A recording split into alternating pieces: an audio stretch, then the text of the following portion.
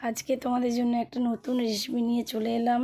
বানাবো দই কাতলা। প্রথমে গোটা তেলের মধ্যে গোটা জিরে, গরম মশলা, তেজপাতা, শুকনো লঙ্কা দিয়ে সামান্য একটুখানি নেড়ে নিয়ে তারপরে পেঁয়াজ বাটা মিক্সচার মেশিনে পেস্ট করে দিয়ে নেড়ে নিয়ে তারপরে একটু রসুন যে যেমন খায় পরিমাণ মতো তেমন দিয়ে তারপর ওটা হচ্ছে আদা বাটা দিলাম, দিয়ে ভালো করে নেড়ে চেড়ে নিয়ে রসুনটা একটু কম হয়েছিল, যে যেন পরিমাণে খায় আবার তাই একটু দিয়ে দিলাম। তারপরে গুঁড়ো লঙ্কার গুঁড়ো দিয়ে ভালো করে সুন্দর করে নেড়ে তারপরে এটা হলুদ দিলাম।